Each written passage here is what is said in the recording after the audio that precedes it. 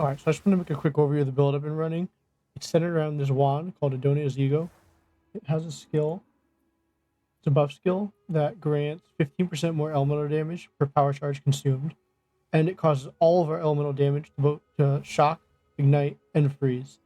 So this gives us almost double damage when we stack up to 9 power charges.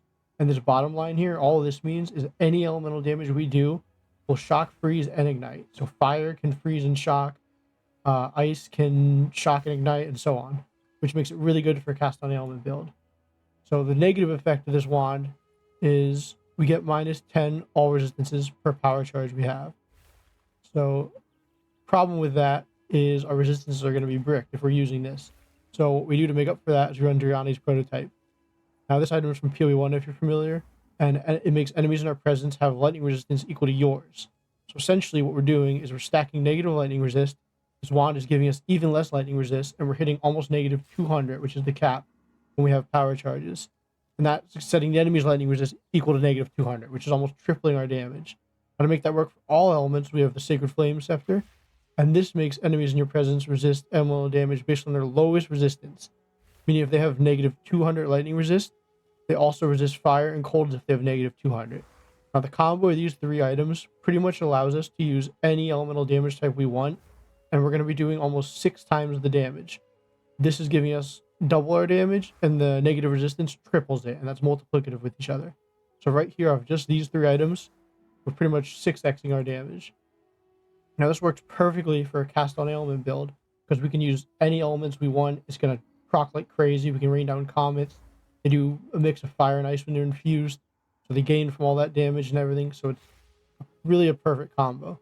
The way we go about that, we use Vendor's Gambles with negative lightning res and positive fire and cold res, just to get our lightning resist to negative 200 and to keep our other resist pretty high, even when we have power charges from the wand.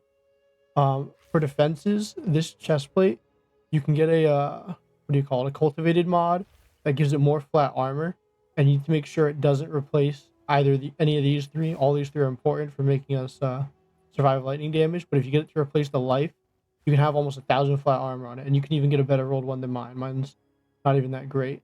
So this gives us a lot of flat armor, along with hybrid gloves, and a jewel in Darkness Enthroned, Amanamu's Gaze, which gives us 2 armor per spirit, and we have almost 80% armor, even running a chestplate like this, as well as 6,000 energy shield, which makes us pretty tanky despite having all this negative res going on and using a unique chest. For the boots and helmet, you just run pure ES. We get our ES numbers as high as possible, and with fire and cold res. You don't want lightning res on any of your gear. You gotta make sure we have negative at least 110-ish, so when we have power charges, we'll be at negative 200. As far as amulet goes, just +3 to spell skills, as much energy shield as possible, and any resist you need. Last thing with the gear, the Darkness Enthroned, you need to have one that's over 100%. It doesn't have to be 118. It needs to be at least 100, because there's breakpoints for these 2 gems. We need the storm skills to have +2 to limit, and if you have under 100, it'll only be +1. So to have it be +2, this has to be 100. And same with this gem. For it to be +4 armor per 1 spirit, it needs to be 100. If it's any less, it'll only be +3.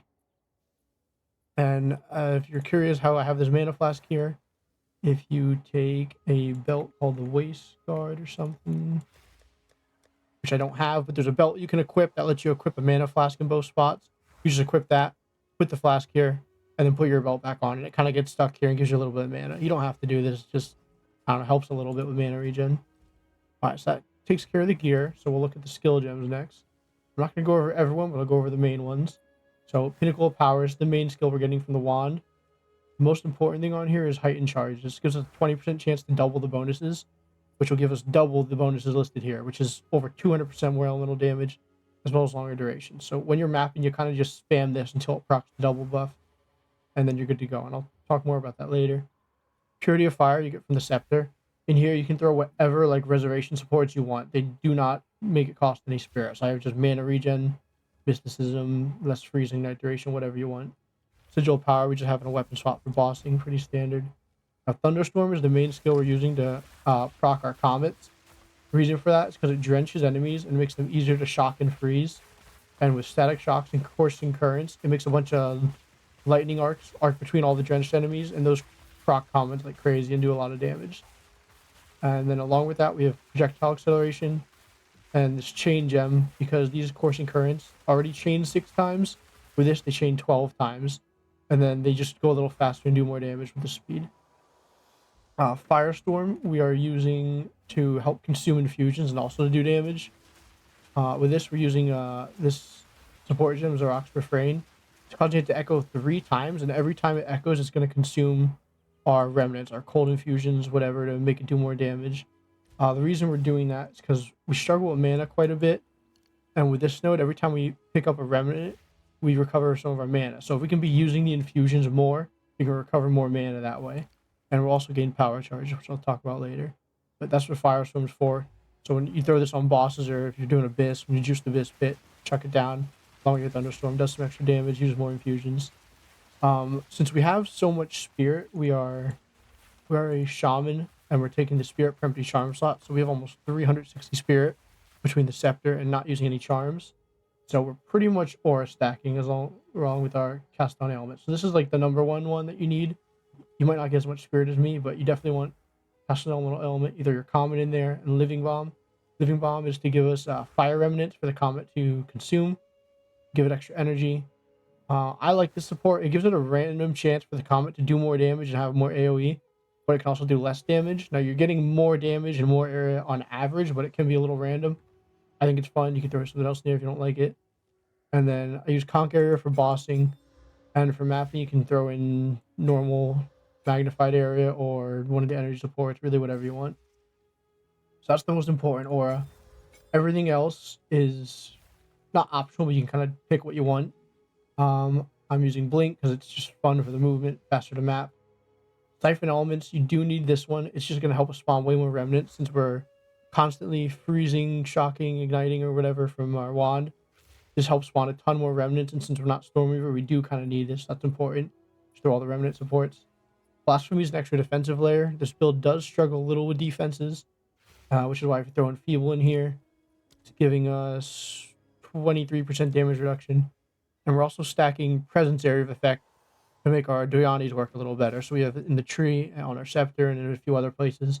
So the area on this gets pretty darn big between that and all the spell area in our tree. So it's pretty nice. Mana Remnants, we struggle with mana a ton. So also very good. Overflows our mana a bit and keeps us sustained during maps. Convalescence, this one's optional if you don't have enough spirit. It's just a one-click button that refills your energy shield. We already get pretty good recharge between the runes on our armor and so on, so you don't need it, but it's kind of just nice. If you have the spirit, you can take it. And I think the only one I missed, Elemental Conflux. Again, if you have extra spirit, go for it. It gives you 58% more damage with whatever the element is, and it switches every 5 seconds. And we're basically doing all 3 types of damage. Comet will be fire infused, so it'll already do fire and cold. And then Thunderstorm does all 3 when it's infused. Or Firestorm, Thunderstorm does lightning. So you're almost always benefiting from this no matter what element it is. That's good to have. I think that covers all the support, so I'll go over the tree real quick. I'm spec'd mostly into defense and AoE because the damage is already so insane. But you can absolutely change this up and get like some of these nodes if you need more damage. Important ones, I'll go over actually the Ascendancy first. So the Spirit per Charm slot, we just like having a lot of Spirit with the build. There's lots we can do, so this is nice. And there's not really anything else useful here. Bonded modifiers are huge. We get stuff like mana cost efficiency, reservation efficiency, energy shield recharge, and the extra limit to storm skills, which is really good for the build. So that's kind of mandatory. The main reason we're going Shaman is for these 2 nodes. It's a little complex how these work, but all you need to know is it gives us a ton more damage reduction against elemental damage. That's 10% right there. And then whenever you get hit, you get adaptations. They give you another 20 per adaptation. So it just helps a lot when you're getting hit by a lot of lightning, gives some extra damage reduction against that. That's why we're going Shamans for that. The most important nodes, Iron Slippers is very good. This gives us 3 armor per energy shield on your boots. I have 384 ES boots, which is pretty good, but you could even get better. So that's giving like, what, 1,000, 100 some armor already, which is huge because we only get like 1,000 from our chest, 300 from our gloves. So you definitely need that for armor. Taking armor energy shield nodes when you can, bit of move speed there. And like I said, all the AoE in the world. Over here, doing something kind of interesting, using controlled metamorphosis. rolled as badly as possible to give us negative resistances. I probably don't need one that bad because even when I have all my power charges, I'm almost at negative 215 lightning resist, and that's a little too much. The cap's negative 200, so I could probably get one rolled better, but that's just what we got going on. And let's just take extra power charges here, and this node, which is really good, defends with 120% armor while not on low energy shield, which helps out a lot. So that's pretty good value, saves on skill points. More AoE, presence area of effect. We're stacking as much presence AoE as possible. If we look at ours, it is, I don't know how many meters, but it's pretty decent. Almost anything on the screen is getting benefiting from that, having negative lightning resistance, which is what we're looking for. Plus, it gives extra spirit, which is nice. Some energy shield recharge, getting the jewel sockets. These I'm just taking for extra AoE. It's about 25 AoE, and burning enemies explode. I'm not sure if this does a whole lot, but the AoE is nice. I'll talk about that in a sec. This one, get a power charge when you consume an elemental infusion. This is how we're getting our charges. We're throwing our thunderstorm down. It's shocking enemies, making infusions. We're picking them up, using them with firestorm and with comet, and it's giving us the power charges. Let's see. We take all the trigger skill and meta skill nodes just to make our comets do more damage and to gain as much energy as possible. And appears a pretty good spot for Against the Darkness since our resistances are so fried from the wand's negative effect. You can get one cold and fire res. You can take all these nodes here. You can even take some of these if you want to help get our reses back up where they should be. Push, we're running CI. For stun threshold so we don't get stunned. Energy shield, all that. More meta skills, more energy shield, and more AoE and so on. You could change this up to how you need. If you need more energy shield, you can spec out of some of the AoE. If you want more damage, you can take out the AoE and take more damage nodes. Do whatever. This is just what I'm preferring for mapping right now. This gem, they go up and down in price. I'm getting one that's giving me this node right here for +1 power charge. And then on my amulet, I have this one instilled. I would just look on trade, see if you can find really any of the power charge nodes one. Probably except for that one because you want to do this here. But if you can find this one in a Megalomaniac, or this one in a Megalomaniac, and then you can instill whatever one you can't find on your amulet. I wouldn't spend more than like 10 divine on these. If they're crazy overpriced, just drop one of them. It's not too bad if you're missing one. This one's more important because it gives us 2 charges. We could skip out on this. We're not doing anything with crit. If you're curious, the reason we're not going crit with this, because there are crit boots we could use with power charges, which would be nice, is it's just we have plenty of damage and not enough defenses, so there's really no need to. We'd be crippling our defenses if we did that. But yeah, that's pretty much everything. I will go into a map now and show you how the build plays. For some reason, there's a bug with a wand where it unbinds a skill every time you go out of a zone, which I'll show quick. I have no idea why. Kind of annoying, but when you go into a map, you have to just bind it again. So the basic rotation for the build is you kind of just walk around, throw a thunderstorm, throw down a firestorm whenever you get charges. It takes a little bit to ramp, but once you get your first 9 power charges, you're going to pop the buff. You have it for a minute up there, and then you're going to notice your damage is way better. You're freezing, shocking, everything. You can see my little lightning bolts are freezing enemies. This build really doesn't care about any map mods. If they have element threshold, resistances, doesn't matter. You do so much elemental damage, you just pound right through them anyway. One thing you do with the buff is what I was talking about earlier. You have a chance of getting double the buff effect from the 1 support gem. So every time you get 9 charges, I kind of just pop it, and you're just looking for that timer to go to 2 minutes. I'll see if I can show it here.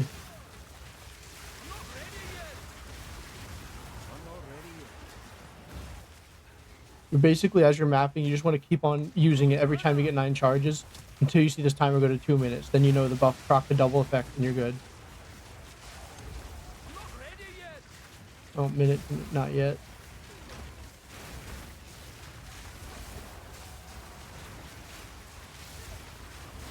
The build is quite laggy. It might be worth... Oh, okay, there we go. You see I went to 2 minutes now, so that proc the double buff effect, and it increases your damage like crazy when that happens. If I look real quick at my comet tooltip, if I can, that about 90k a comet. Remember, that's getting like tripled because of the resistances, which is pretty darn good.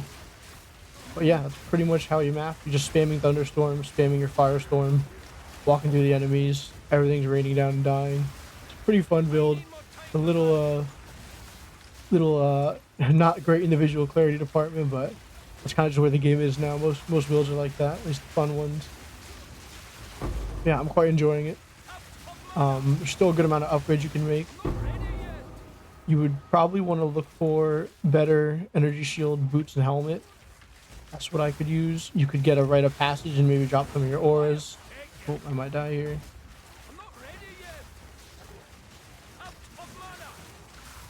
You can try to push the armor a bit higher as well. Like if I had a better rolled chest plate, or even one with 4 sockets, I could throw some armor runes in.